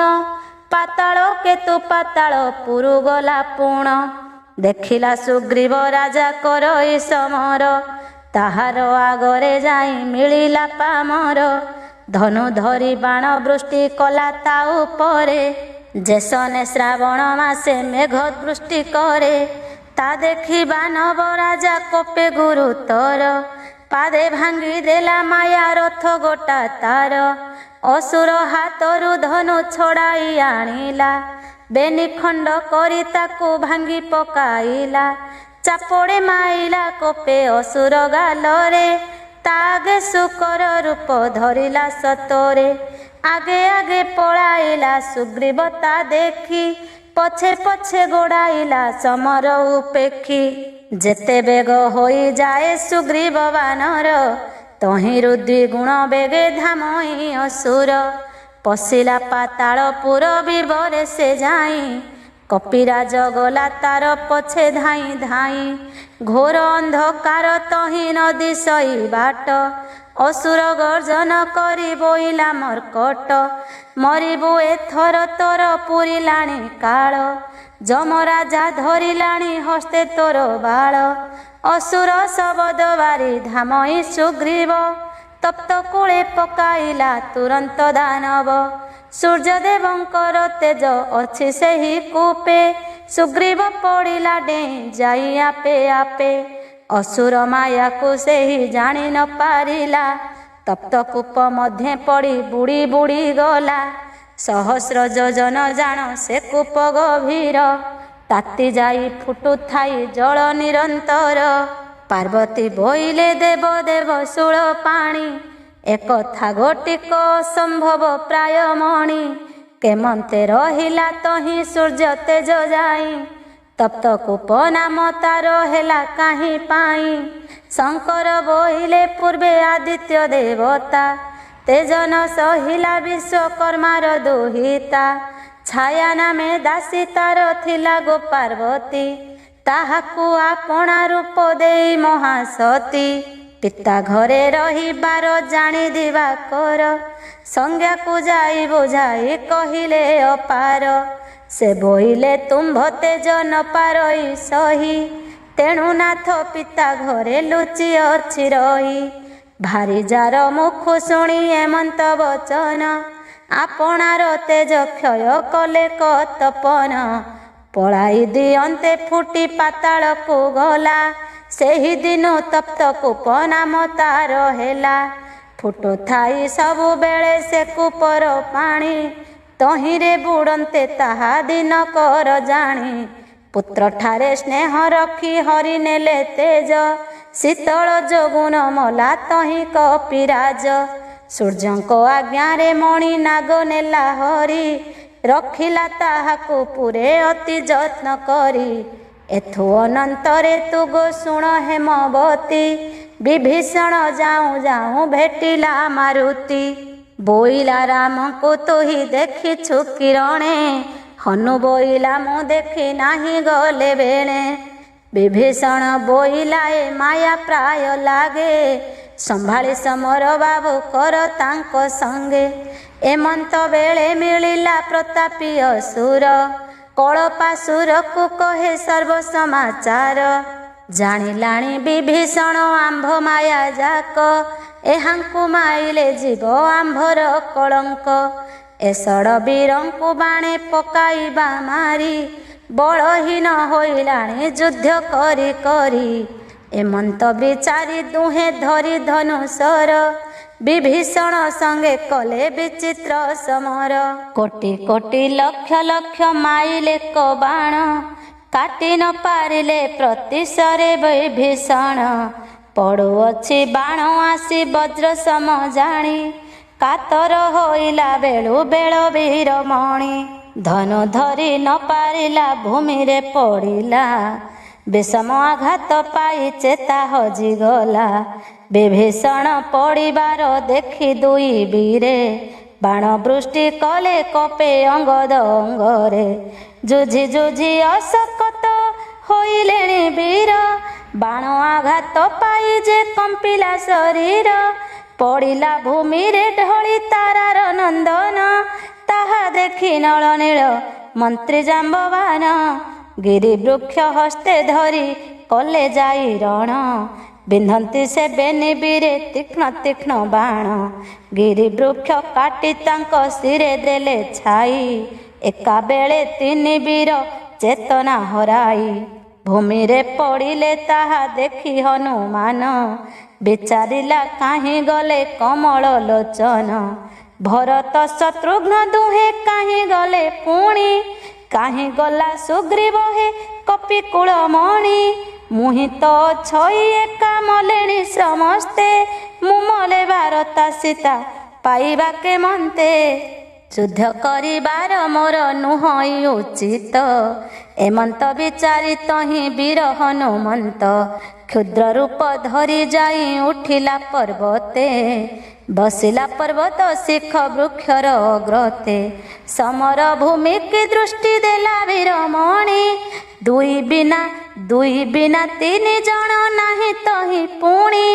ରୁଧିର ମଡ଼ାଇ କିଛି ନାହିଁ ଚିହ୍ନ ବର୍ଣ୍ଣ। ରଥ ରଥି ଗଜ ଅଶ୍ଵ ପଦାତି ସୈନ। କିଛି ନାହିଁ ଦୁଇ ଗୋଟା ଅସୁର କେବଳ। ଦେଖି ଆଚମ୍ବିତ ହୋଇ ପବନ ଦୁଲାଳ। କପାଳରେ କର ମାରି ବୋଲେ ରେ ଦଇବ। ମାୟା ଯୁଦ୍ଧ କଲେ ଆସି ସେ ଦୁଇ ଦାନବ। କି ବୁଦ୍ଧି କରିବି ରାମ ଗଲେ କାହିଁ ପୁଣ। ଶତ୍ରୁଘ୍ନ ଭରତ ଯେ କପିକୁଳ ମଣି। ଏ ଚାରିଙ୍କ ଚିହ୍ନ ବର୍ଣ୍ଣ ନ ମିଳଇ ତହିଁ। ଅସୁରଙ୍କ ମାୟା ବୁଝି ନ ପାରିଲୁ କେହି। ଶୁଣ ଗୋ ପାର୍ବତୀ ଦେବୀ ବୋଲନ୍ତି ଶଙ୍କର। କଳପା ପାତାଳ କେତୁ ଏବେ ନିଅ ସୁର। ରଣଭୂଇଁରୁ ସାନନ୍ଦ ହୋଇ ଚଳିଗଲେ। ଲକ୍ଷ ଶିରା ଦାନବର ଛାମୁରେ ମିଳିଲେ। ବୋଇଲେ ଯୁଦ୍ଧର କଥା ଯାକ ତାହା ଆଗେ। ଶୁଣି ଦାନବ ଆସ୍ଥାନ ଉଠି ଆସି ବେଗେ। ଦୁହିଁଙ୍କର ହାତ ଧରି କଲା ଗୌରବ। ଶତ୍ରୁକ୍ଷୟ ଧ୍ୱଜା ବାନ୍ଧି କଲେ ମହୋତ୍ସବ। ପ୍ରଚଣ୍ଡ ପର୍ବତ ହନୁ ଅଇଲା ଓହ୍ଲାଇ। ବିଭୀଷଣ ନିକଟରେ ପ୍ରବେଶିଲା ଯାଇ। ତେତେବେଳେ ରଜନୀ ଯେ ଦ୍ୱିତୀୟ ପ୍ରହର। ଶୁକ୍ଳ ପକ୍ଷ ଅଷ୍ଟମୀ ତିଥି ରବିବାର। 3 ଦିନ 3 ରାତି ମାୟା ଯୁଦ୍ଧ କରି। ସେଦିନ ରାତିରେ ଗଲେ ରଣ ଜୟ କରି। ପ୍ରହରେ କ ରାତିରେ ସେ ଯୁଦ୍ଧ ସ୍ଥାନକୁ ଗଲେ। ତହିଁ 2 ଘଡ଼ିରେ ସେ ପୁରେ ପ୍ରବେଶିଲେ। ତଦୁତ୍ତାରୁ ହନୁ ଆସି ମିଳିଲା କତହିଁ। ଆଶ୍ୱିନ ମାସ ଚନ୍ଦ୍ର ଆକାଶରେ ଯେଉଁଇ। ରଣଭୂମି କି ଦିବସ ପ୍ରାୟ ଅଛି କରି। ମାରୁତି ବୋଇଲା ହେ ଲଙ୍କା ଦଣ୍ଡ ଧାରି। ବିଧାତା ଅମର ବର ଦେଇଅଛି ତୋତେ। ଅସୁରଙ୍କ ହାତେ ଏଥେ ମଲୁ ତୁ କେମନ୍ତେ। ଜଣାଯାଏ ଦଇବର ବଳ ଅଟେ ମୂଳ। ଦେବତାମାନଙ୍କ କଥା ମିଥ୍ୟା ହିଁ କେବଳ। ଉଠ ଉଠ ଡାକୁଅଛି ମୁହିଁ ହନୁମାନ। ସର୍ବତ୍ର ପୁରୁଷ ତୁ ହୋ ରାବଣର ସାନ। ଅସୁର ହୋଇ ତୁ ମାୟା ଜାଣି ନ ପାରିଲୁ। ଆପଣା ହସ୍ତେ ଆପଣା ଜୀବନକୁ ଦେଲୁ। ଆମ୍ଭଙ୍କୁ ଅନାଥ କରି ପ୍ରଭୁ ରଘୁନାଥ। ସଙ୍ଗେ ଘେନି ମିତ୍ର ଭାବ ଶତ୍ରୁଘ୍ନ ଭରତ। କି ବୁଦ୍ଧି କରିବି ମୁହିଁ ବଞ୍ଚି ଅଛି ଏକା। ଏତେ ବୋଲି ଉଠାଇଲା ମନେ ପାଇ ଶଙ୍କା। ନ ଉଠିଲା ଯହୁଁ ହନୁ କରଇ ରୋଦନ। ରାଜ୍ୟ ସୁଖ ଭୋଗ ତେଜି ହରାଇଲୁ ପ୍ରାଣ। ଧିକ ଧିକ ବିଧାତାରେ ଧିକ ତୋର କଥା। ଧାର୍ମିକ ବିବେକବନ୍ତ ଯେଉଁ ମହାରଥା। ସ୍ୱର୍ଣ୍ଣମୟ ଲଙ୍କାପୁରେ ସୁଖ ଭୋଗ ଛାଡ଼ି। ବିଲଙ୍କାର ଶମଶାନେ ଆସିଅଛି ପଡ଼ି। ତହୁଁ କାନ୍ଦି କାନ୍ଦି ଯାଇ ଜାମ୍ବବାନ ପାଶେ। ବୋଇଲା ଭୂମନ୍ତ୍ରୀ ଭର ଏ ବିଲଙ୍କା ଦେଶେ। ମଡ଼ା ମଶାଣିରେ ପୁରୀ ଅଛି ଏହି ଭୂଇଁ। ଦେଖ ଚଣ୍ଡୀ ଚାମଣ୍ଡାଏ ଆସୁଛନ୍ତି ଧାଇଁ। କାକ ଗୃଧ୍ୟ ଶୃଗାଳଙ୍କ ରାବ ଭୟଙ୍କର। ଉଠି ଉଠି ଯିବା ବେଗେ ପର୍ବତ ଉପର। ମୁହିଁ ହନୁମାନ କଥା ନ କହୁଛ ମୋତେ। ବୁଦ୍ଧି ଦିଅ ଶ୍ରୀରାମଙ୍କୁ ପାଇବା କେମନ୍ତେ। ଏତେ କହି ଉଠାଇଲା 2 ହସ୍ତ ତୋଳି। ନ ଉଠିଲା ଚେତାହତ ହେତୁ ମହାବଳୀ। ଦେଖି ହନୁମାନର ଯେ ବୁଦ୍ଧି ଗଲା ହଜି, ଶୋକ ସମୁଦ୍ରରେ ବୀର ଗୋଟା ଯାକ ମଜି। ନଳ ନୀଳ ଅଙ୍ଗଦକୁ ଉଠାଇଲେ ଯାଇ, ପଡ଼ିଛନ୍ତି 3 ଜଣ ଚେତନା ହରାଇ। ଦେଖି ମୁଣ୍ଡେ ହାତ ଦେଇ ବସିଗଲା ହନୁ, ଚକ୍ର ବୋଲେ ଶୋକ ତେଜ ପବନର ସନୁ। ହନୁମାନର ଅଯୋଧ୍ୟା ଗମନ ଓ ଲକ୍ଷ୍ମଣ ସୀତାଙ୍କର ବିଲଙ୍କା ଯାତ୍ରା। ଶଙ୍କର କହନ୍ତି ପୁଣି ଶୁଣ ତୁ ଗୌରୀ, ବ୍ରହ୍ମାଦି ଦେବଗଣ ସ୍ୱର୍ଗେ ସଭା କରି। ବୋଇଲେ ପାତାଳ କେତୁ କଲା ସର୍ବନାଶ, କେମନ୍ତେ ମରିବ ସେହି ଦାରୁଣ ରାକ୍ଷସ। ବୃହସ୍ପତି ବୋଇଲେ କିଛି ହୀନ ଭାଳ, ଅଯୋଧ୍ୟାପୁରକୁ ଯାଇ ପବନ ଦୁଲାଳ। ବାରତା କହିଲେ ସୀତା ଲକ୍ଷ୍ମଣ ଆସିବେ, ବିଲଙ୍କାପୁରରେ ପଶି ଅସୁର ନାସିବେ। ପବନକୁ କୁହ ଯାଇ କହୁତା ପୁଅକୁ, ଅଯୋଧ୍ୟାରୁ ଆଣୁ ଯାଇ ସୀତା ଲକ୍ଷ୍ମଣଙ୍କୁ। ଶୁଣିବା ସବ ପବନ ଦେବତାଙ୍କୁ ଚାହିଁ, ବୋଇଲେ ହୋ ଦେବ କାର୍ଯ୍ୟ କର ଯାଇ ତୁହି। ଅସୁର ନ ମଲେ ଜାଣ ସରିବଟି ସବୁ, ବେଗେ ଯାଅ ବିଳମ୍ବ ତୁ ନ କର ହୋ ବାବୁ। ରାମ ବିନେ ହନୁମାନ ହରାଇଲେ ପ୍ରାଣ, ନିଶ୍ଚୟ ନାସି ଯିବ ଏହି ସ୍ୱର୍ଗପୁର ଜାଣ। ଏମନ୍ତ ବାସବ ମୁଖ ଶୁଣିନ ପବନ, ପୁତ୍ର ନିକଟକୁ କଲା ସତରେ ଗମନ। ବୋଇଲାରେ ପୁତ୍ର କିମ୍ପା ଶୋକ କର ବସି, ବେଗେ ଯାଇ ଅଯୋଧ୍ୟାକୁ ସୀତା ଘେନି ଆସି। ଲକ୍ଷ୍ମଣଙ୍କ ଆଗେ କହି ଯୁଦ୍ଧ କଥା ମାନ, ଦୁରାଚାରୀ ରାକ୍ଷସକୁ କରାଅ ନିଧନ। ହନୁ ବୋଲେ କହ ପିତା ପ୍ରଭୁ ମୋର କାହିଁ, ନ ଦେଖିଲେ ଜୀବନ ନ ରଖିବି ମୁହିଁ। ପବନ ବୋଇଲେ ତୁହି ନ ହୁଅ କାତର, ପାତାଳ କେତୁର ମାୟା ଅତି ଅଗୋଚର। ମାୟା ଯୁଦ୍ଧେ ତାଙ୍କୁ ନେଇ ରଖିଛି ପାତାଳେ, ନ ପାଇବୁ ବାବୁ ତୁହି ଖୋଜି କେତେବେଳେ। ନ ମଲେ ଅସୁର ସେହି ନ ମିଳିବେ ଜାଣ, ତୋର ହସ୍ତେ ଅବଧ୍ୟ ଏ ଦୈତ୍ୟ 3 ଜଣ। ବେଗେ ବାବୁ ଯାଅ କ୍ଷଣେ ବିଳମ୍ବ ନ କର, ହନୁ ବୋଲେ ପିତା କହ ଏହି 5 ବୀର। କେମନ୍ତେ ପାଇବେ ରକ୍ଷା ଗୃଧ୍ର ଜୀବ ଖାଇ, ପବନ ବୋଇଲେ ପୁତ୍ର ନ ଭାଳ ତା ପାଇଁ। ଜଗିବୁ ଏହାକୁ ଆମ୍ଭେ ତୁ ଆସିବା ଯାଏ, ଅସୁର ମଲେ ଜୀବନ ପାଇବେ ସଭିଏଁ। ହନୁ ବୋଇଲା ଭୋତା ତ ସାହା ହୁଅ ମତେ, ନିମିଷକେ ଅଯୋଧ୍ୟାରେ ମିଳଇ ଯେ ମନ୍ତେ। ପିତା ପୁତ୍ର ଦୁହେଁ ମିଳି ନିମିଷକେ ଗଲେ, ଅଯୋଧ୍ୟାପୁରରେ ଯାଇ ପ୍ରବେଶ ହୋଇଲେ। ସୂର୍ଯ୍ୟ ଉଦେ କାଳେ ଯାଇ ପ୍ରବେଶିଲା ହନୁ, ଅଶ୍ରୁ ଜଳ ଗଳୁଅଛି ତା ବେନି ନୟନ। ହନୁ କାନ୍ଦିବାର ଦେଖି ଅଯୋଧ୍ୟାର ଲୋକେ, କାଳ ବୃଦ୍ଧ ଯୁବା ସ୍ତ୍ରୀ ନିମଜିଲେ ଶୋକେ। କି ହେଲା ହନୁ ଯୁଦ୍ଧ ସମାଚାର, କାହିଁ ଗଲେ କହ ପ୍ରଭୁ ରଘୁକୁଳବର। ଏ କାଳେ ଅଇଲୁ ବାବୁ ନାହାନ୍ତି ତ କେହି, କାହିଁକି ନୟନୁ ତୋର ଲୁହ ପଡ଼େ ବହି। ହନୁ ବୋଲେ କି କହିବି ହେଲା ସର୍ବନାଶ, ଶୁଣିବ ଯେବେ ସମସ୍ତେ ମୋ ସଙ୍ଗତେ ଆସ।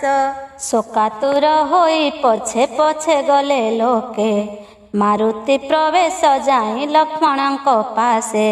ଶିର କର 2 ତାଡ଼ି ବୋଲେ ହନୁମାନ, ଅଯୋଧ୍ୟା କିଷ୍କିନ୍ଧ୍ୟା ଲଙ୍କା ଏ 3 ଭୁବନ। ଆଜିଠାରୁ ଶୋକ ସିନ୍ଧୁ ମଧ୍ୟ ଗଲା ବୁଡ଼ି, ଏମନ୍ତ କହିଣ ମୂର୍ଚ୍ଛା ଯାଇ ହନୁ ପଡ଼ି।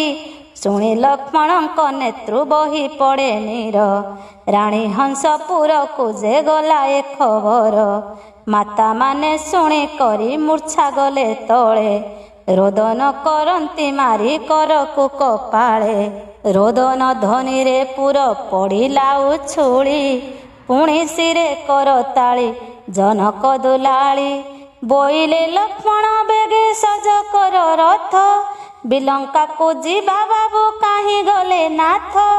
ଖୋଜି ନ ପାଇଲେ ତହିଁ ହରାଇବି ପ୍ରାଣ, ଶୁଣି କ୍ରୋଧ ଶାନ୍ତି କରି ବୋଇଲେ ଲକ୍ଷ୍ମଣ। न हुओ कातर केही शोक त्याग कर, मारिबी बिलंका पुरे पशिण असुर, पाताळे असुर नेई रखिथिबि जही, निश्चय खोजी आଣିबहि श्रीरामଙ୍କୁ मुहि।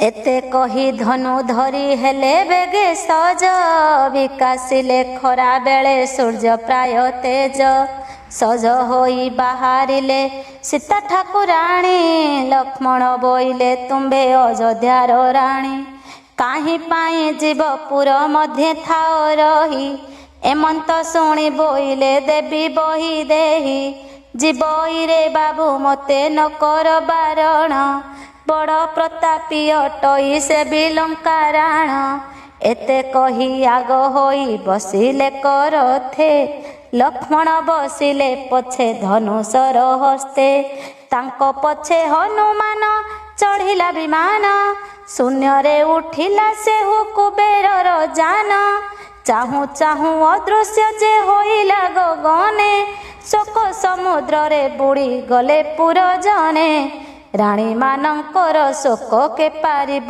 कही, चातक पक्षी पराए रहिले को चाही, क्षण के मिलिला रथ प्रचंड पर्वते, जानकी बोइले मुहि अछि एही रथे, तुम्भे दुहे जाई कर दैत्य संगे रण, हनुमंत कुओ नाई बोइले लक्ष्मण, ए पुष्पक रथे देवी थिले नाही भय, चालो आंभे करिबा जे दानव को क्षय, एमंत बोली बाहर होइले लक्ष्मण, संगतरे अछि वीर पवन नंदन, बिलंकार सिंह द्वारे अछि पड़िहारी, ताहाको कहिले जाई शीघ्र शीघ्र करी, श्रीराम भाई जार नामटी जे लक्ष्मण, जे मारिछि इंद्रजित रावण नंदन, से मारुछि युद्ध आसी सिंह द्वारे रही, रथ गज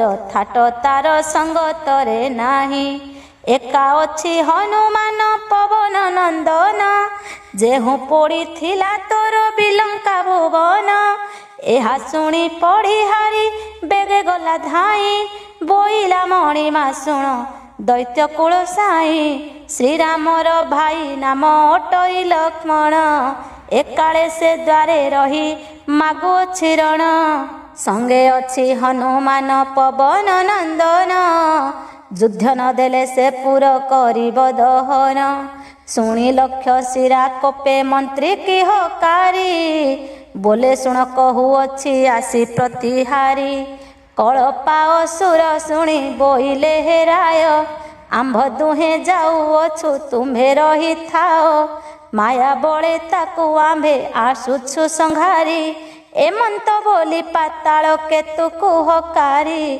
माया बळे रथ गज थाट संगे घेनी, बाहरिले बिलंकारु से असुर बेनी, उत्तर दुआर बाटे होइले बाहार, थाट माड़ी आसुछंती लहड़ी प्रकार, पूर्व द्वारे थिले हनु सुमित्रा नंदन, असुर थाटकु देखी बोले हनुमान, आसी गले से दुई गोटा मायाबी असुर, सागर समान थाट होइले बाहार, माया रे सैन्य सबु अछंती भिआई, विचारी युद्ध करिबा आंभे एथे थाई, एही माया बळे करी अछि सर्वनाश, कोपे सौमित्री हेले अनल सदृश, नारायणी चक्र कुसे बसाइले गुणे, श्रीराम सुमरी छाड़ी देले तत्क्षणे, कोटि कोटि देवी तहु होइले बाहार,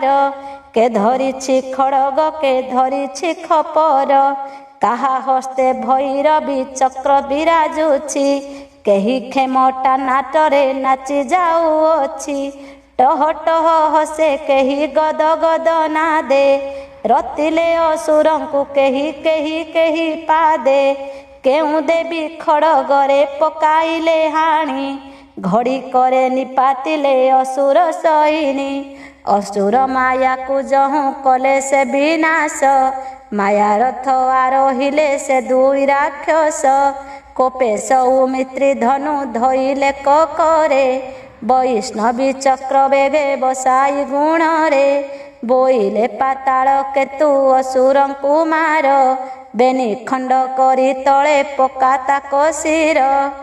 ଏହା କହି ଛାଡ଼ିଦେଲେ ଶ୍ରୀରାମ ସୁମରି ଶୂନ୍ୟ ଯାଇ ବିରାଜିଲା କୋଟି ସୂର୍ଯ୍ୟ ପରି। ଦେଖି ଭୟେ ଦାନବ ଯେ ହୋଇଲା ଶୂକର ରଣ ଛାଡ଼ି ପଳାଇଣ ଗଲା ଖଣ୍ଡେ ଦୂର। ଗର୍ଜନ କରି ସେ ଚକ୍ର ଶୂନ୍ୟରୁ ଖସିଲା ପାତାଳ କେତୁର ଶିର ଦୁଇ ଖଣ୍ଡ କଲା। ଦାନବକୁ ମାରି ଆସି ପଶିଲା ତୁଣିରେ ଦେବେ ପୁଷ୍ପ ବୃଷ୍ଟି କଲେ ଲକ୍ଷ୍ମଣର ଶିରେ। ବୋଇଲେ ଧନ୍ୟ ଧନ୍ୟ ତୁ ସୁମିତ୍ରା ନନ୍ଦନ ତିନି ପୁରେ ନାହିଁ ବୀର ତୋହର ସମାନ। ଲଙ୍କାରେ ତୁ ମାରିଥିଲୁ ବୀର ଇନ୍ଦ୍ରଜିତ ମାୟା ଯୁଦ୍ଧେ ବନ୍ଦୀ ଥିଲା ଦେବ ପୁରୁହୂତ। ଯାହାର ମାୟାକୁ ଜାଣି ନ ପାରନ୍ତି ହର ତେଡ଼େ ବୀର ଗୋଟାକୁ ତୁ କଲୁ ଯେ ସଂହାର। ତାଠାରୁ ବଳି ଏହାର ମାୟା ଅକଳିତ ଦେବଦାନବେ ମାନବେ ଅଟେ ଅବିଦିତ। ଏହାକୁ ମାଇଲୁ ଏଣୁ ବୋଲୁ ତୋତେ ଧନ୍ୟ ତିନି ଭୁବନରେ ହେଲୁ କଲ୍ୟାଣ ଭାଜନ। ପାତାଳ କେତୁ ମରିବା ଦେଖିଣ କଳପା ଧାଇଁଲା ସେ ମନେ ମନେ ହୋଇ ବଡ଼ ଖପା। ଧନୁ ଧରି ଆଚ୍ଛାଦିଲେ ନାରାତେ ଗଗନ ଏକ ବାଣେ କାଟିଲେ ତା ସୁମିତ୍ରା ନନ୍ଦନ। ପାଶୁପାତ ବାଣ କୋପେ ବସାଇଲେ ଗୁଣେ ରୁଦ୍ରଦେବ ତାଙ୍କୁ ସୁମରିଲେ ମନେ ମନେ। ସୁପ୍ରସନ୍ନେ ରୁଦ୍ର ତେଜ ଦେଲୁ ଆମ୍ଭେ ତାଙ୍କୁ ମନ୍ତ୍ର ପଢ଼ି ଫିଙ୍ଗି ଦେଲା କୋପେ ନାରା ଚକୁ। ଗଦ୍ରମୂର୍ତ୍ତି ଧନୁ କଲା ଗଗନକୁ ଖେପି ହୋଇଲା ସର ପ୍ରଳୟ ଅନଳ ସ୍ୱରୂପୀ। ରଥ ସହିତ କଳପା ଅସୁରକୁ ଦହି ଲକ୍ଷ୍ମଣ ତୁଣିରେ ଆସି ବାହୁଡ଼ିଣ ରହି। ଦେଖିଣ ଦେବତା ଗଣ ପ୍ରଶଂସା କଲେ ଲକ୍ଷ୍ମଣଙ୍କୁ ଧନ୍ୟ ଧନ୍ୟ ବୋଲିଣ ବୋଇଲେ। ଜୟ ଜୟ ଶବଦରେ ପୁରିଲା ଆକାଶ ଚକ୍ର ବୋଲେ ଏକା ଅଛି ଦୁର୍ଦାନ୍ତ ରାକ୍ଷସ। ସୀତାଙ୍କର କାଳୀରୂପ ଧାରଣ ଓ ଲକ୍ଷ୍ୟଶିରାବଦ୍ଧ।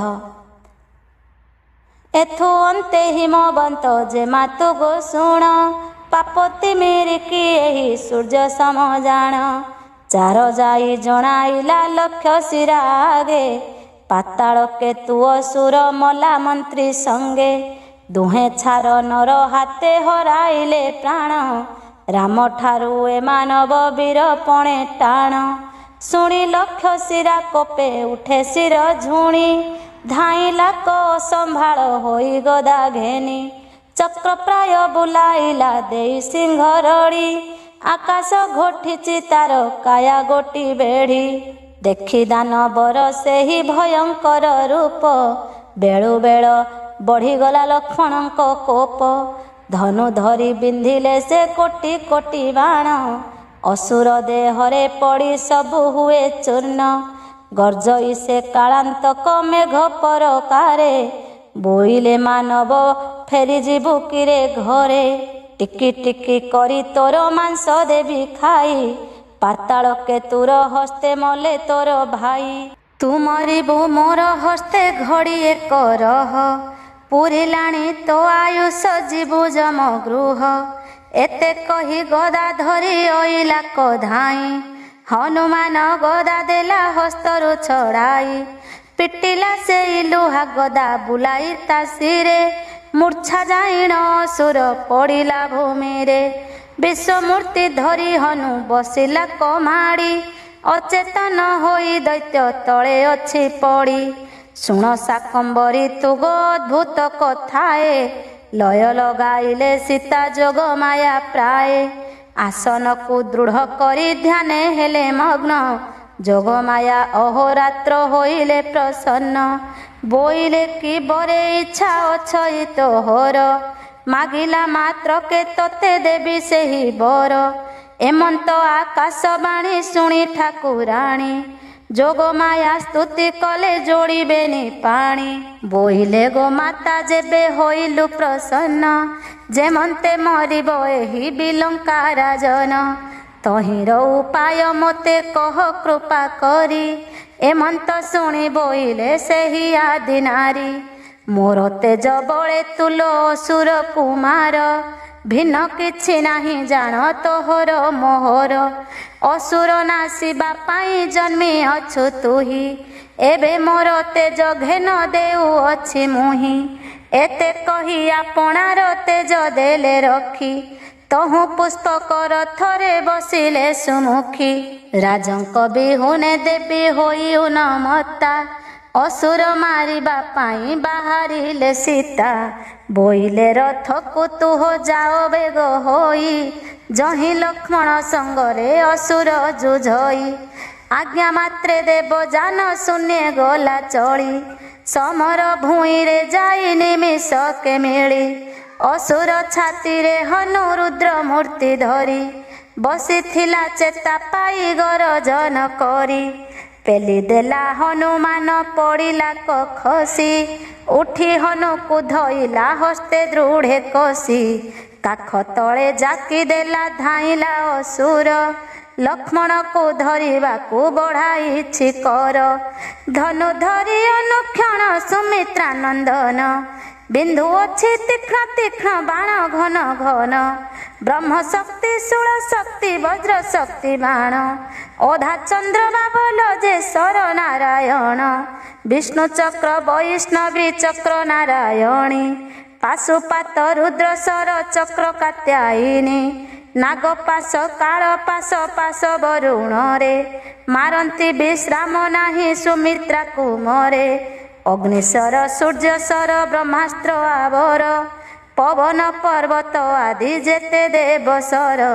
ସବୁ ଗିଳି ଦେଲା ଦୈତ୍ୟ ବଦନ ବିସ୍ତାରି, ଶୂଳ ଗଦା ଅସି ପତ୍ର କୁନ୍ତ ଆଦି କରି। ସବୁ ଗିଳି ଆଁ କରି ଧାଇଁଲା ଦଇତ, ବେଳୁ ବେଳ ଅସୁରର ବଳ ଅପ୍ରମିତ। ବିନ୍ଧି ବିନ୍ଧି ସୌମିତ୍ରୀ ଅଶକତ ହେଲେ, ଭୟ ପାଇ ଯୁଦ୍ଧ ତେଜି ତେହୁଁ ପଳାଇଲେ। ଗୋଡ଼ାଇଛି ଦାନବ ଯେ ରହ ରହ କହ, ପଳାନ୍ତି ଲକ୍ଷ୍ମଣ ବୀର ପଛକୁ ନ ଚାହିଁ। ଗୋଡ଼ାଇଛି ଦାନବ ଯେ କରି ଘୋର ରଡ଼ି, ହନୁମାନ ଦାନବର କାଖୁ ଖସି ପଡ଼ି। ମୂର୍ଚ୍ଛା ଗଲା ବୀର ଗୋଟି ବିଷମ ଆଘାତେ, ଧାଇଁ ଧାଇଁ ସୌମିତ୍ରୀ ଭୟେ ତ୍ରସ୍ତ ବ୍ୟସ୍ତେ। ବୋଇଲେ ଗୋମାତ ସୂର୍ଯ୍ୟବଂଶ ଠାକୁରାଣୀ, ଦାନବତ ଭୟଙ୍କର କାଳ ଯମ ଜାଣି। ଧାଇଁ ଅଛି ନିଶ୍ଚୟ ଆଜ ଖାଇଯିବ ମତେ, ଅଯୋଧ୍ୟାପୁରକୁ ତୁମ୍ଭେ ପଳା ଯା ତୁରିତେ।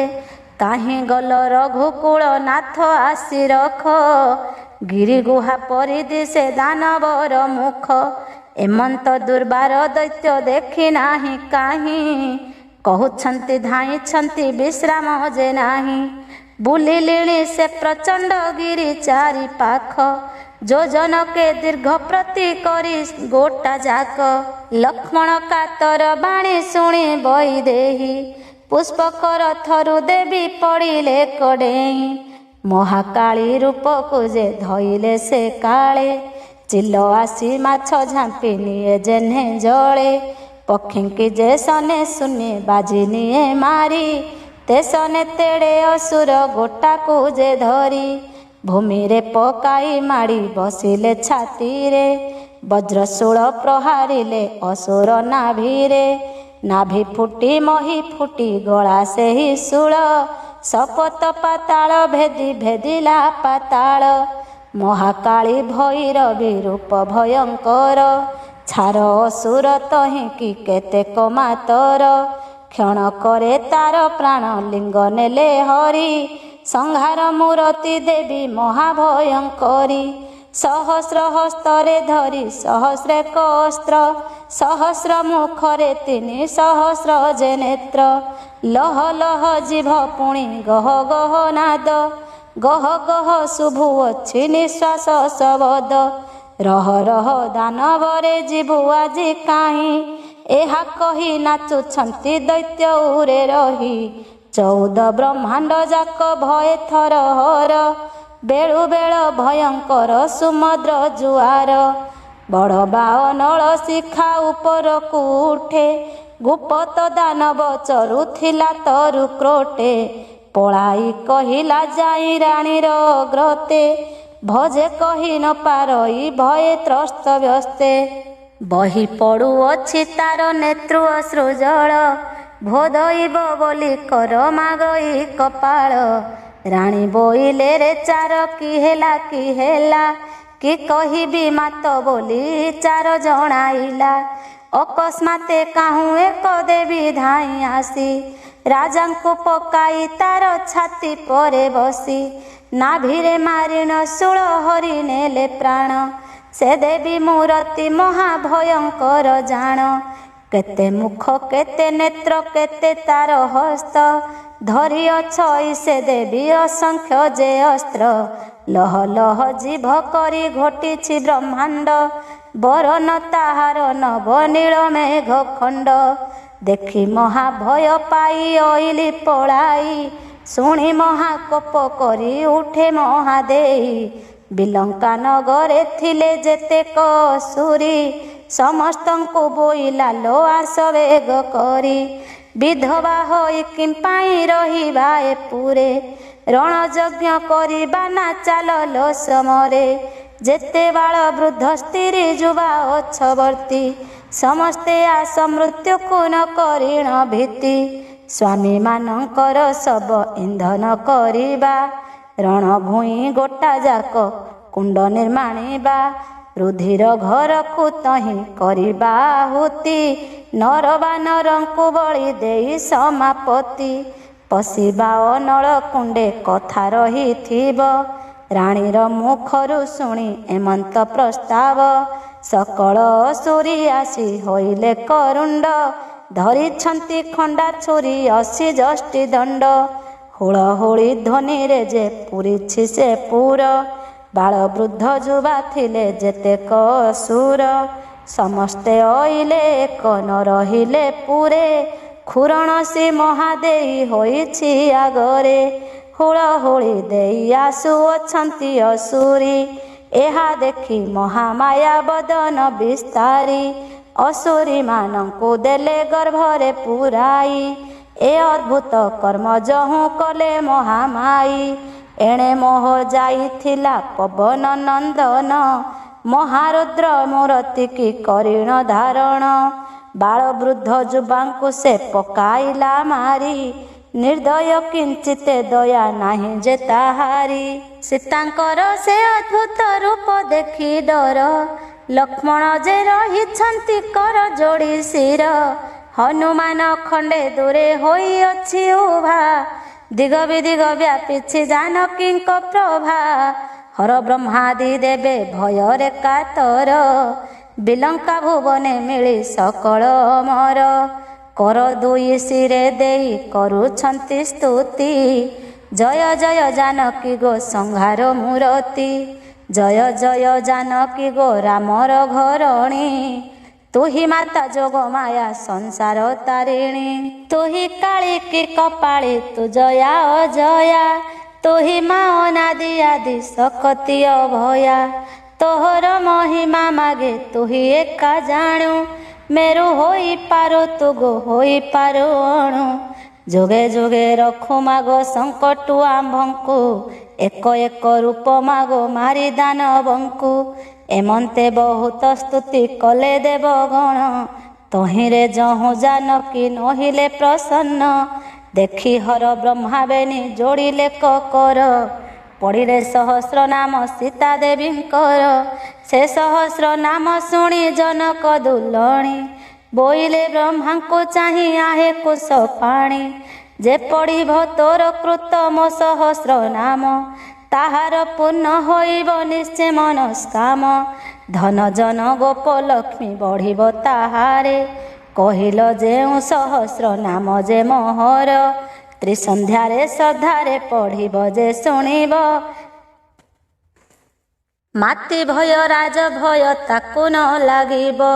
ସକଳ ବିପଦ ମୁହିଁ ଖଣ୍ଡିବି ତାହାର, ସତ୍ୟ ସତ୍ୟ କହୁଛି ମୁଁ ଆହେ ବେଦବର।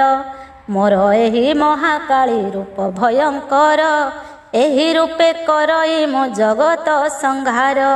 ଏ ରୂପେ ମୋତେ ଯେ ପୂଜା କରିବ ଶ୍ରଦ୍ଧାରେ, ଗନ୍ଧ ପୁଷ୍ପ ଧୂପ ଦୀପ ଦେଇ ମୋ ପୟରେ ବଳି ଭୋଜା ଦେଇ ମୋତେ ପୂଜିବ ଯେ ଜନ ତାର ମନ ବାଞ୍ଛା ପୂର୍ଣ୍ଣ ହେବ ପଦ୍ମାସନ ବିଛା ମାସେ କୁହୁ ଦିନେ ଯେ ପୂଜିବ ମୋତେ ତାହାକୁ ଅଭୟ ବର ଦେବି ଏ ଜଗତେ କାହିଁ ଅଛନ୍ତି ହୋ ସ୍ୱାମୀ ଦିଅ ମୋତେ ଆଣି ନହିଲେ ବ୍ରହ୍ମାଣ୍ଡ ଯାକ ଭକ୍ଷିବି ଏ କ୍ଷଣି ଦେବକୀ ଦାନବ ଯକ୍ଷ ମାନବ ହିଁ ନାଗ କିନ୍ନର ଗନ୍ଧର୍ବ ଋଷି କୀଟ ହିଁ ପତଙ୍ଗ ବୃକ୍ଷଗିରି ଜଳସ୍ଥଳ ନ ରଖିବି ମୋହିଁ ଶୁଣି ମହାଭୟ ଦେବେ ବ୍ରହ୍ମା ମୁଖ ଚାହିଁ କି କହିବା କାହୁଁ ଦେବେ କାହିଁ ଛନ୍ତି ରାମ ଇନ୍ଦ୍ର ପଚାରିଲେ ଜାଣୁ ତୁହି କି ହୋ ଯମ ଡରେ ଯମ ରାଜା କମ୍ପେ ହୋଇ ଥର ହର ରାମଙ୍କୁ କି ରଖିବାକୁ ଶକ୍ୟ ମୋହି ଛାର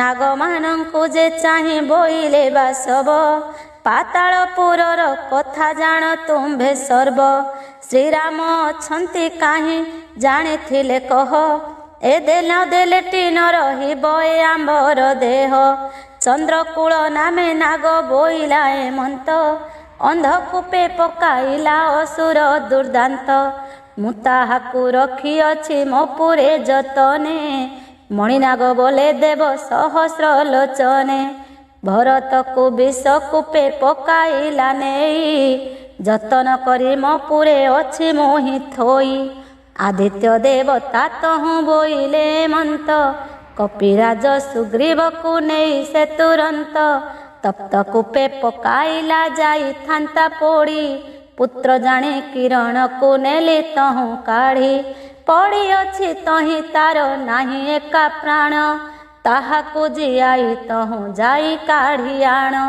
ଶୀତଳ ହୋଇଛି ଜଳ ପାରିବ ତପସି ଏମନ୍ତ ଶୁଣିବା ସବ ମନେ ହୋଇ ଖୁସି ବୋଇଲେ ଶତ୍ରୁଘ୍ନ କାହିଁ ଅଛି କିଏ ଜାଣ ନାରଦ ବୋଇଲେ ଜାଣ ଆହୋ ସୁରଗଣ ବିଶ୍ୱାବସୁ ଗନ୍ଧର୍ବର ଭାରି ଯା ରଖିଛି ଅସୁର ମାୟା ମନ୍ଦିରେ ସେହି ରହିଅଛି ବାସବ ବୋଇଲେ ଆଣ ବିଳମ୍ବ ନ କର ଚନ୍ଦ୍ରଶୂଳ ଯାଇ ଆଣି ଦେଲା ରଘୁବୀର ମଣିନାଗ ଭରତକୁ ଆଣି ଦେଲା ବେଗେ ତପତକୁ ପରେ ପଶି ବୁଡ଼ି ବୁଡ଼ି ନାଗେ ସୁଗ୍ରୀବକୁ ଆଣି ଦେଲେ ନାହିଁ ତାର ପ୍ରାଣ ନାରଦ ପାତାଳପୁରେ ମିଳିଲେ ତକ୍ଷଣ ରତ୍ନାବତୀ ସହିତରେ ଶତ୍ରୁଘ୍ନଙ୍କୁ ଆଣି ଦେଲେ ସେ ବିଲଙ୍କାପୁରେ ଯହିଁ ଚକ୍ର ପାଣି ଅମୃତ ସିଞ୍ଚିଲେ ଇନ୍ଦ୍ର ବଞ୍ଚିଲା ସୁଗ୍ରୀବ ବଞ୍ଚିଲେ ଅଙ୍ଗଦ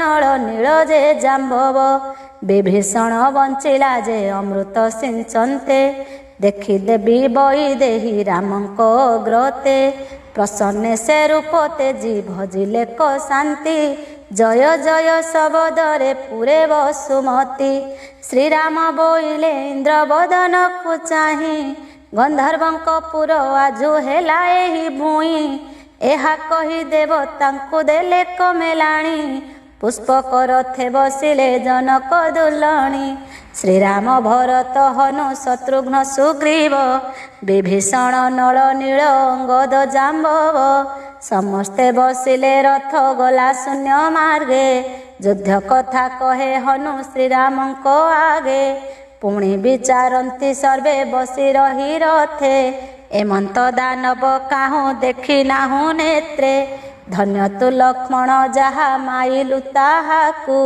ବଞ୍ଚାଇଲେ ସୀତା ଦେବୀ ଆସି ଯେ ଆମ୍ଭଙ୍କୁ ଏମନ୍ତ ଯେ କୁହା କୁହି ହେଉ ଗଲା ରଥ ନିମିଷକେ ଅଯୋଧ୍ୟାରେ ହେଲା ଉପଗତ ଚାତକ ପରାଏ ଲୋକେ ଚାହିଁଥିଲେ ବସି ପୁଷ୍ପକ ବିମାନେ ଶୂନ୍ୟ ଦେଖି ହେଲେ ଖୁସି କେ ବୋଇଲା ଓଇଲାଣି ଦେଖ ଗୋ ପୁଷ୍ପକ କେ ବୋଇଲା ଅଛନ୍ତି ତ ଅଯୋଧ୍ୟା ନାୟକ କେ ବୋଇଲା ବସିଛନ୍ତି ଜନକ ଦୁଲଣୀ କେ ବୋଇଲା ଲକ୍ଷ୍ମଣ ଯେ ହୋଇ ଧନୁ ପାଣି ବସିଛନ୍ତି ଭରତଙ୍କ ପାଖରେ ଗୋ ଦେଖ ଶତ୍ରୁଘ୍ନ ବସିଛନ୍ତି ତାହାଙ୍କର ପାଖ କେବଳ ଇ ହନୁକୁ ଗୋ ଦେଖ କିନା ତୁହି କର ଯୋଡ଼ି ପ୍ରଭୁଙ୍କର ଆଗେ ଅଛି ରହି ବାନର ରାଜାକୁ ଦେଖ ବସି ଅଛି ପାଖେ ବିଭୀଷଣ ହିଁ ଅଛଇ ତାର ବାମ ପାଖେ